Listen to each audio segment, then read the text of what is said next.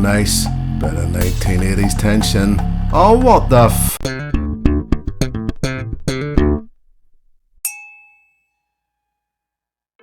Hello and indeed welcome to another Whiskey review with me, the Whiskey Novice. Thank you for joining me for review number 133, where we continue our stroll through some 18-year-old Scottish single malts. And this time we land just north of N.A.S. up there at Glenmorangie. The Glenmorangie distillery owned by the LVMH group there. And quite famous, quite popular, been around a while. This time we step up to the 18-year-old. We will get to things regarding labels, etc. later. But for now, there's not a lot really to say. Probably that we don't already know about Glenmorangie. This one, as I said, the 18-year-old, matured for 15 years in ex-bourbon casks. Portioned 3 years in ex-sherry, maybe Oloroso I think it is, casks. Then married again. We'll maybe, if I remember, we'll maybe dip into that later again. But for now, let's just take a look at this expression. 18 years, bottled at 43%. Can't find anything that says anywhere that tells me that it's not. There's no colour added. I can't find anywhere where it says that it's not chill filtered, so we just take it for granted that it is chill filtered and that there is colour added. 18 years, there probably isn't a lot of colour added in fairness, but 43% and chill filtered, definitely. Let's get in, okay? Let's get in. This is lovely, zesty, fresh, crisp, fruity. Gathering of aromas here. It's just, it is, there's no denying that. Honeysuckle, mandarin orange, freshly cut wet grass, and Lord knows I know how well that's how that smells, because there's an awful lot of that goes on around here, he says, complaining about the great Northern Irish weather. Peaches, pear, I could name fruits all day. There's no denying that the nose is incredibly inviting in this. Soft and creamy. And even later, you start to get them, you start to get hints of vanilla. And even perhaps Madeira cake. It is incredibly inviting. There's loads going on, but it's all about that fresh, crisp fruit. And as I said already, very, very inviting. And it keeps coming. Apricot, fig.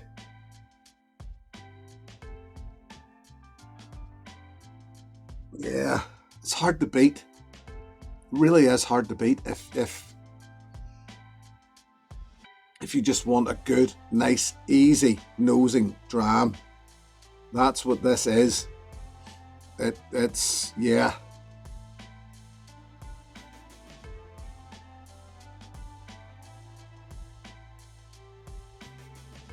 Palate brings a soft, sweet and sour arrival.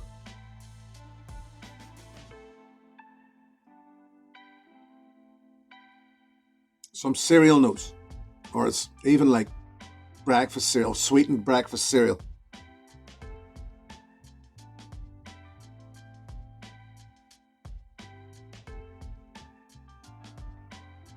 It's a soft mouthfeel. It's not oily. It's not thin. It's just soft, pleasing, pleasant. Coat's all right. All of that fruit.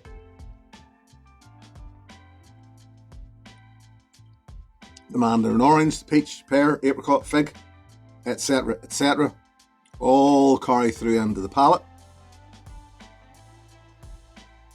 The vanilla carries through into the palate. Actually, the vanilla and I'm convinced sometimes one of the only problems I have with this in the palate, and I noticed this from my first sip of it, from it was opened. I haven't drank a whole lot, but I can't imagine this one's going to change an awful lot. Sometimes it actually feels a little over oaked.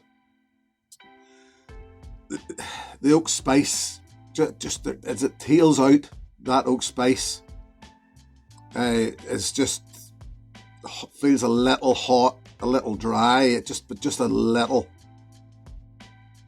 and I just found myself, especially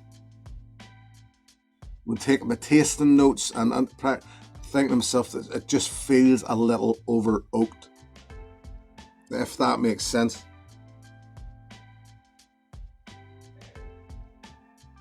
It doesn't ruin it, but it just sometimes, if you sort of take your eye off the ball a little,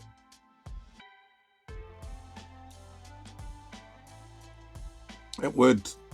It just, you have to have something to complain about, don't you? So look, finish, sort of medium length. Still quite sweet, still fruit. Yes, that oak spice is there, but it doesn't ruin it. There's still memories of that nice sweet cereal. As I said, loads of memories of the fruit. So really, what's not to like? And I mean that. I actually mean that. I sort of went into this. I bought this bottle in the distillery simply because I was there and thought I'd buy something. I think I paid around the £85. That's usually sort of quite a swing. Some ends, I mean, I've seen it as low as £80, as high as around the 95, but I reckon around 85 is about the price. I'm not going to add water to this because I did so, and it doesn't take much. It just falls apart. It just, that 43% thins pretty quick, and it softens it up, but it just softens it too much for me. It didn't improve it, in my opinion. This, I wouldn't say prestige or anything like that. It does come, I don't have the box to hand, it comes in a very fancy box. And I think it's Glenmorangie sort of trying to, get themselves out there. What I will say about it, something that if I had a complaint about this whiskey, that complaint is this. It's what is written below or above the age statement there. Extremely rare. Not rare, not very rare. Extremely rare. Extremely rare sounds like as if it means business, doesn't it?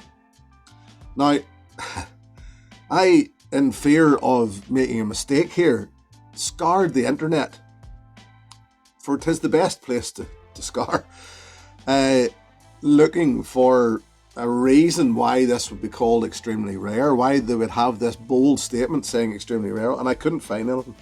Not a thing could I find. I don't think there's anything rare, let alone extreme, about this whiskey. It is, as I said before, easy on the palate, easy on the nose, very, very pleasant. I'm not knocking it by any means, but extremely rare on the label, on the box, to me, is a trap for the uninitiated. That is basically what I see those two words as. It's two words that say, oh, buy me, I'll be worth money in years to come, which, considering how many of them there are on the market, this is easy got. This is easy to buy. You will get it anywhere. It is not going to make money, in my opinion.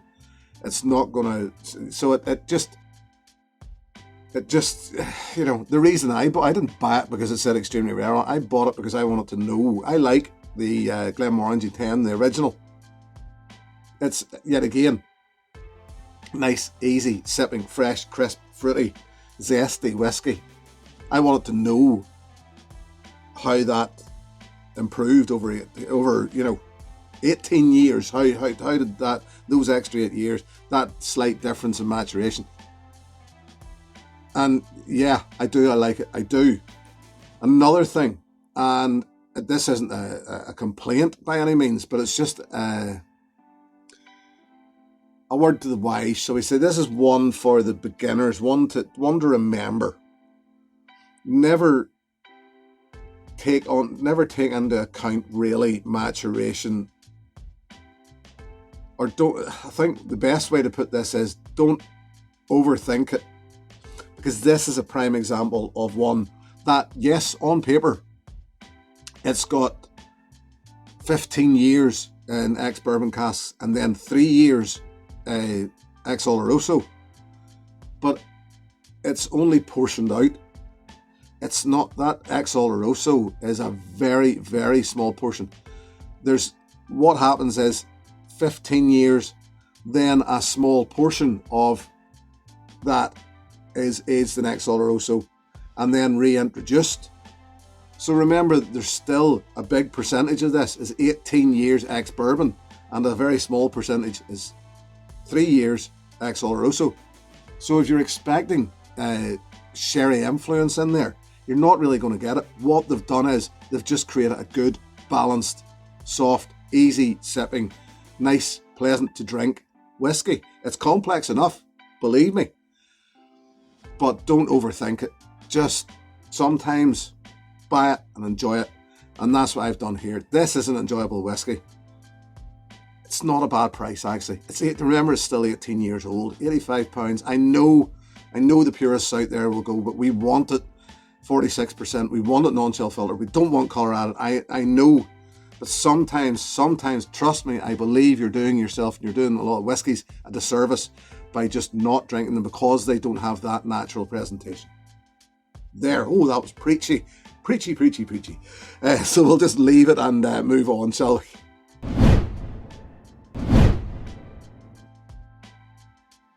Yeah.